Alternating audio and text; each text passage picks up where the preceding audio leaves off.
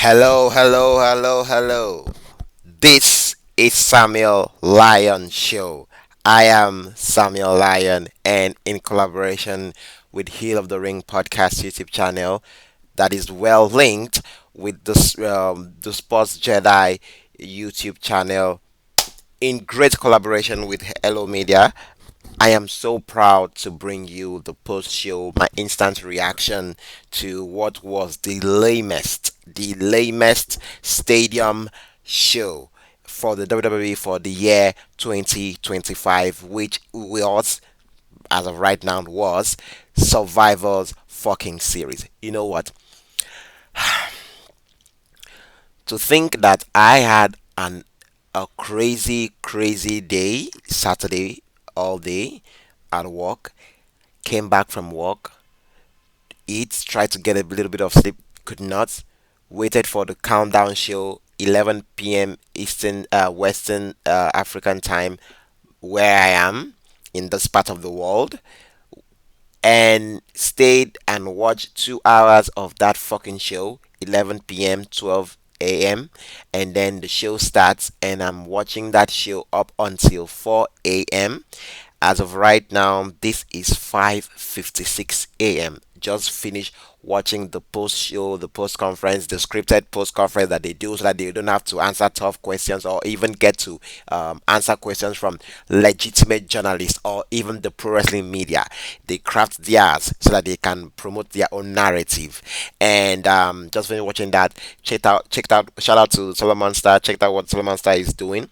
Also checked out what JD is doing, and I'm like, holy fucking shit, I am exhausted, and I'm here right now to give you my own instant reaction to what was the lamest. I repeat, if you're hearing this, yes, I said it. You heard it here first. The lamest stadium show in WWE history for 2025. My goodness, I was fighting sleep, and they call this Survivor Series War Games.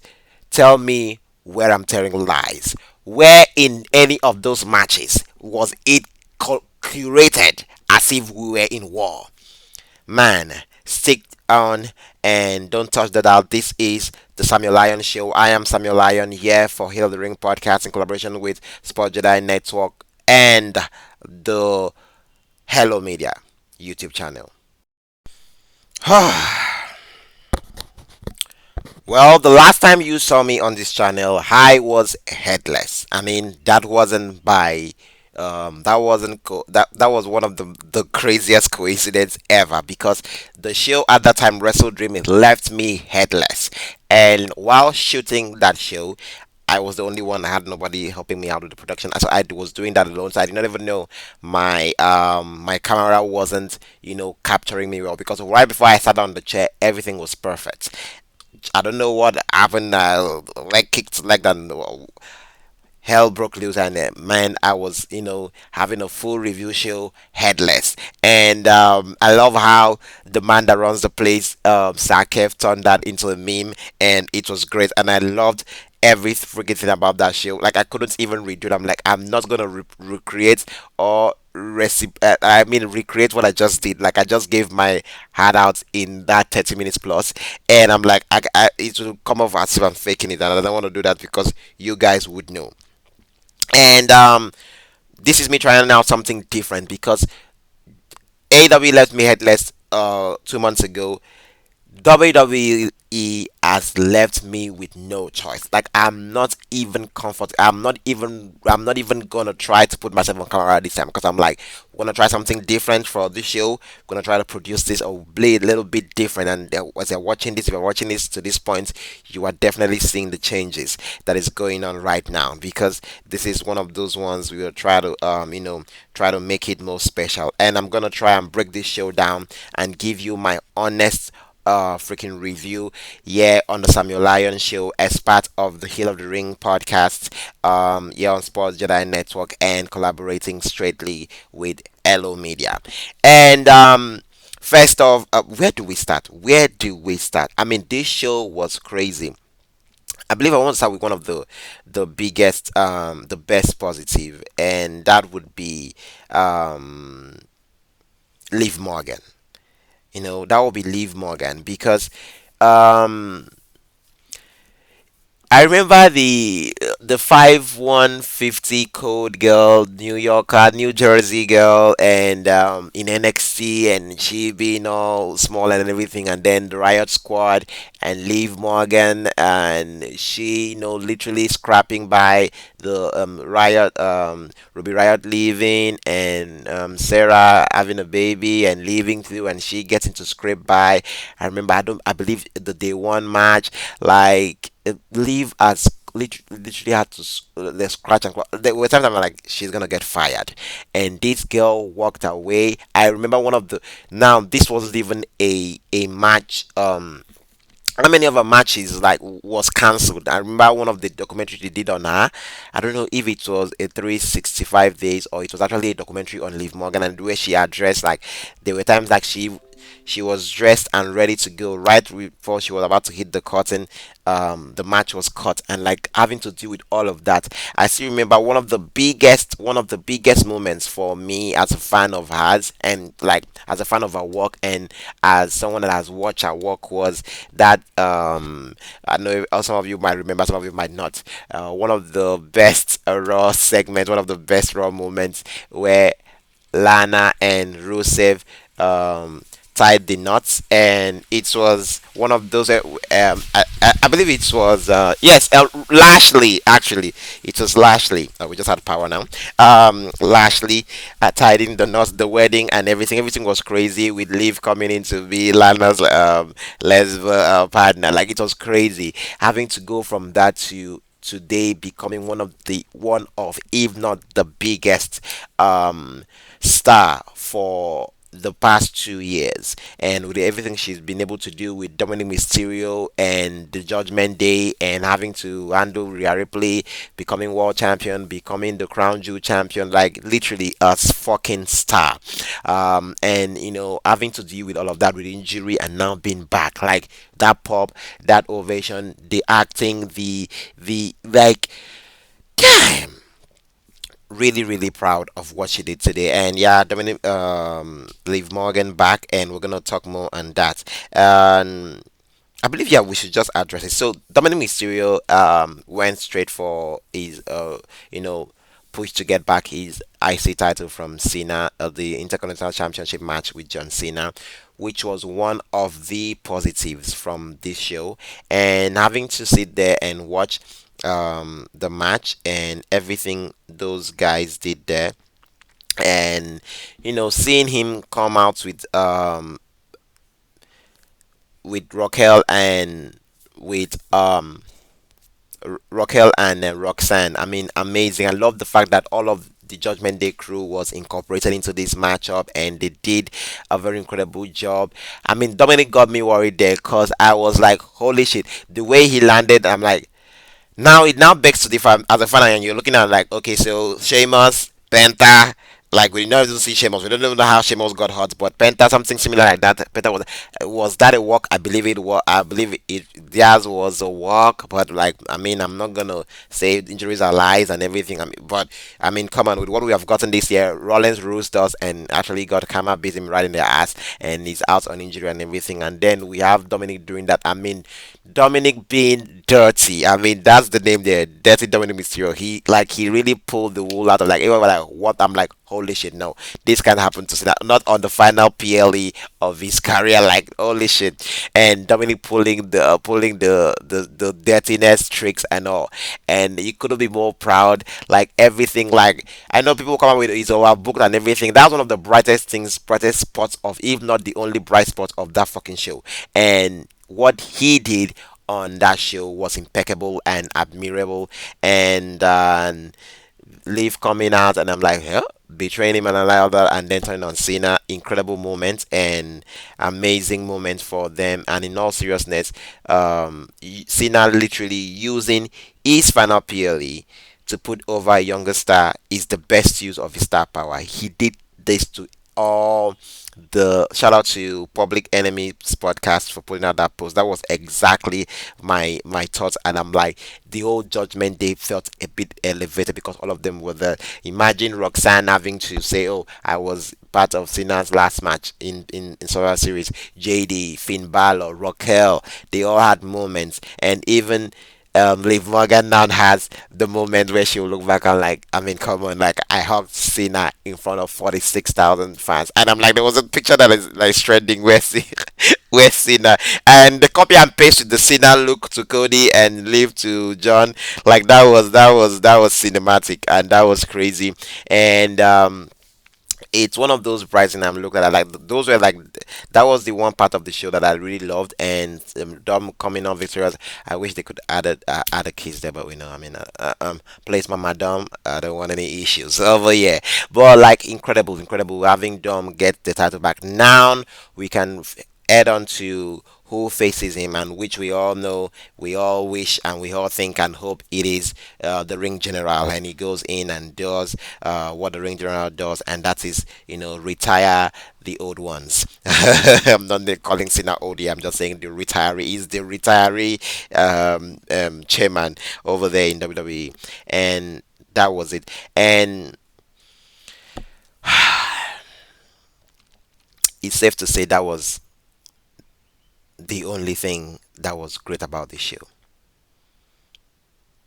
because how the who was in charge of booking.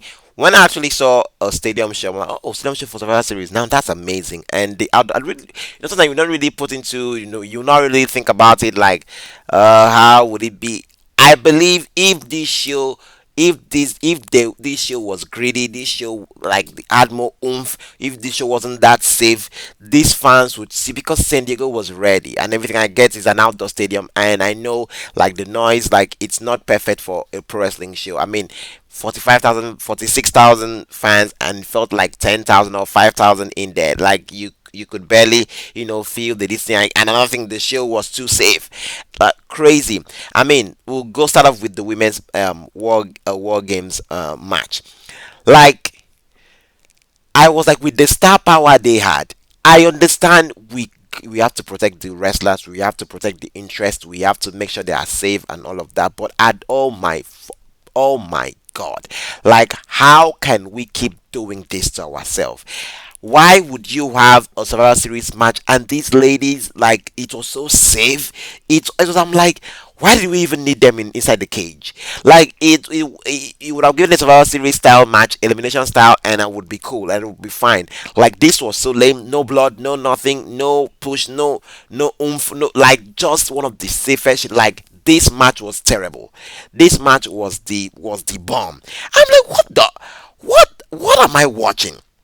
I couldn't believe my eyes. I'm like, why would, and I'm like, see, incredible shout out to the ladies, to all the incredible women out there, the Charlotte, the ages and everything. I understand they had to be saved, but my goodness, at least I was pissed. I'm watching this and I'm like, what the, I can't even imagine. Maybe the fans, because obviously they paid money, so they have to like, at least react. But I'm home watching this at about 1 a.m. in the morning. I'm like, what the?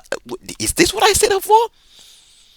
And every Naya was so slow. The like, oh my god! And I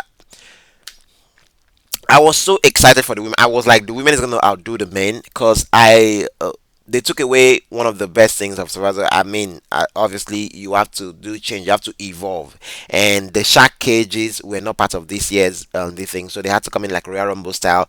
Each person make an entrance, just like exactly what Tony did this year for his blood and guts, and they did that style. I mean, granted, it's something that brings up the crowd, the music. It's I mean, it's not like literally dead, but like one of the moments I was waiting for, and which you will not see nothing there. Like, I would have loved to see all those moments where all these women are locked in the cage, those that had issues, detention in there and all. And I was just hoping and praying that we would have the moments where somebody turn on somebody inside the shark cage. Like, give us the Dakota Kai moments from NXT Takeover. My God, where she brutalized our friend, our best friend at that time in what holy shit, my brain freeze. Um, oh god, when I remember, I'm like, she brutalized our friend. Oh goodness gracious, what's her name? What's her name? Oh. Yeah, Tegan Knox. Yes, Tegan Knox. Formerly Tegan Knox is no more with WWE. Like, I mean, Mauro Ronaldo going crazy, the fans in NXT going mad, and like, oh my god, your teammate turning on team and Rhea Ripley inside the cage trying to, you know, like, I mean, trying to survive in the cage, and here is your teammate beating your teammate, and like you're losing two members at the center because one is about literally getting a life, beaten out of her, and one is not even gonna come in there to help you, and that was cinematic. Like, I believe that was what I tried to create with what happened in the elimination chamber this year with Bianca, Jade, and Naomi. Like that kind of scenario, that was impeccable. That was what I was hoping. I'm like, moments like this, they did not even, nothing was there. They didn't give nothing, and you were like, what am I watching? Everything was so safe. The women were, I'm like, whew, black and gold brand. Like, I mean, where the heck is that Triple H? Where is even the Triple H of last year? As just last year, 2024. Where is that Triple H? Where is the storyline king? Where is the story king? Where is the emotion grabber person? Where is the one that I can't wait to tune in the next day? Where is that man?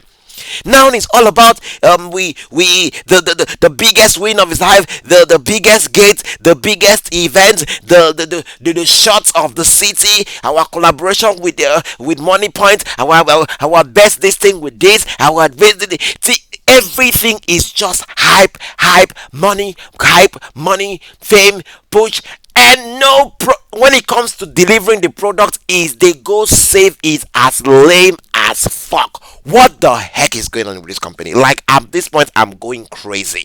I'm like watching. I'm like, what are we watching? What are we? It's all about the entrance, the music, the big production. Granted, they have the goddamn. I mean, that's why they're the best in the game. That's why they're the number one. But I am tired, and because you are selling tickets, you are outselling yourself. You are putting hasses on seats. I mean.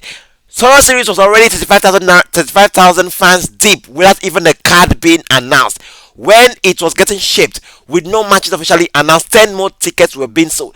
At 10,000 more tickets were being sold. And before you know what's going on, we are having for the 6,000 for the. I don't know why I keep calling the amounts of currency, but my goodness, this is how, because it's all about money with them. It's not about money with TKO. It's not about Alan. And at this point, I'm like, should we even blame only Triple H? But right now, since he's the man, the face of the company, we push the blame to him. He is the one to blame because who else can we blame? A four-match card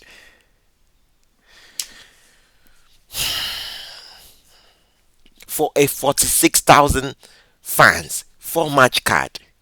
Match sponsors, match this, everything, even backstage segments now has no heart in it. It's all AI produced, AI generated. Look, AI kind of rigged, indie rigged, not indie rigged, AI rigged kind of. Everything is all about advertisement. Everything is all about sponsorship. New Day could not even talk about how they have an opportunity without coming. Oh, super cards, our games. Oh, go download, go view, go ESPN app. The fuck?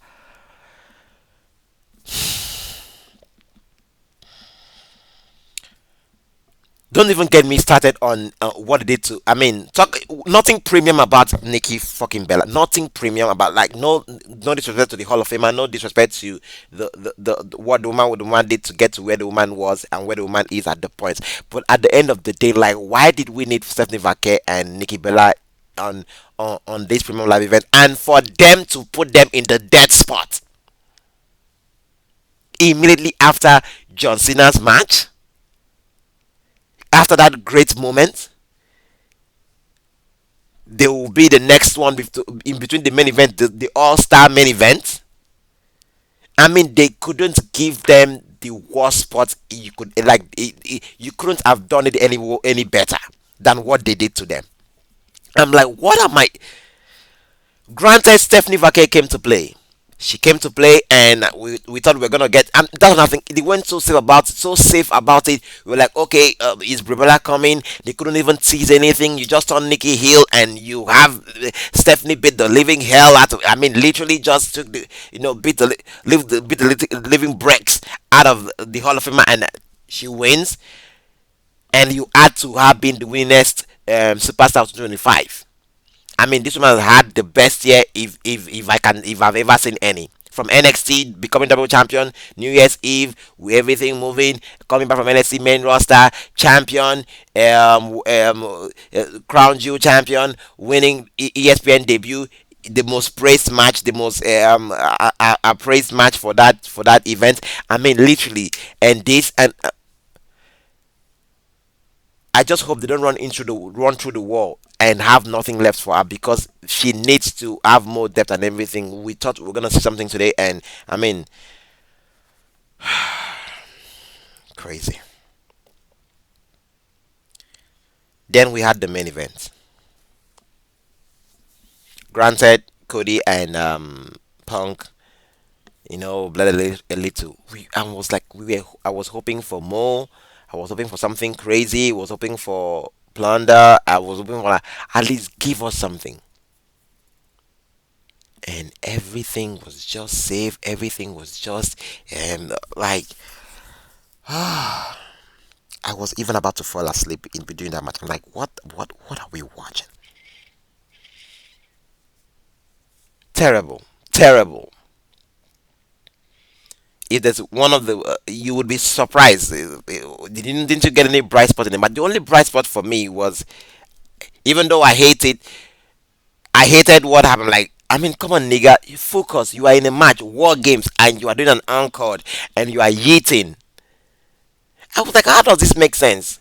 They did make sense of it. That's why I'm putting in the bright spot of the match, because while he was up there eating, the next entrance was freaking Brock Lesnar. And my goodness, when that music hit, like, as a fan, as somebody that knows Brock's walk and everything, you were like, oh, somebody's about to get fucked. And that was just it. That was just it. Outside that, nothing. This show gave nothing. This show built this show was lame. This show was terrible. And I'm like, what the WWE needs to get their acts together. And for the mystery man, everybody with the arms, with the ass, I mean, come on, ass is even trending on Twitter. It's crazy. This looks exactly like Austin Theory. I tweeted this. I added somebody's comment, Sancho's West comment, and I'm like, that's definitely Austin Theory, until they do something else different. Trust Triple H to do something outside crazy. Like, I mean, shout out to Little Yari, always coming to all. I mean, he's a fan as a fan would get, and I wouldn't be shocked if he doesn't get in the ring in, let's call it like next year. I mean, great, great, great, great, great one. I saw his photograph with Cena. They did their, their post conference. I watched, and I'm like, what the. Great spot from that. This thing was, Liv Morgan and Damien Mysterio making an appearance. Talking about their incredible, praising what they did and all. I mean, come on, you had the head boss come in there and tell us how many gates they made, all the money, all the dude. Um, so the takeaway from this main event, the mystery man, Heyman reiterating that, Paul Levesque, Triple H reiterating that, and Roman telling Cody, I'm no more teaming up with you. Like, this is it, this is it. So, and what did Heyman say at on first take? He said this might literally be the information to WrestleMania. Are we getting Roman Cody 3? With the way this company has been terrible this year in terms of, like, carrying out key bookings and leaving you in a mess, in pain and anger. I'm like, what the heck? I don't know how they might carry this story, and they just hook their nets and their boat to Cena to carry them through the year. Fucked up isn't almost literally fucked up is shit. and use his name and willpower and star power to sell all arenas and all stadiums and all this thing. Use him to make the $1 billion business for the year. And kudos to them, they got their money, but we got the pain because we are the ones suffering. We are the ones getting lame match. Imagine ending Survivor Series, and I'm like, what the? How would you end? So how would you watch one of the big five and you're like, what the? Just like we had what the in WrestleMania, what the in SummerSlam, and what the yet again. I mean, you couldn't write this any different. Like this show was crazy. This show was whack. This show was terrible. Triple H and his team should be ashamed of themselves for putting out something like this. I couldn't even believe my ears. Shout out to John Cena. Shout out to Dominic Mysterio, Liv Morgan, incredible talents. Love what they did positive of the show. Those women. I mean, like, ugh. Well, until next time. This was the Samuel Lyon Show as part of the Hill of the Ring podcast here on Spotlight Network and collaboration with Hello Media YouTube channel. Please subscribe, like, share, comment. Shout out to Sir Kev, Chris, and everyone that is doing great work here on Spotlight Network. And thank you to Hello Media for the opportunity to be able to do this show. And I hope this show gets to her. And shout out to all the wrestlers, all the talent, all the crew members, everybody, the fans, everybody that tried to make the show great. I mean, but it is what it is. From Samuel Lyon and Spotlight Network, Hello Media, and the Samuel Lyon Show to you.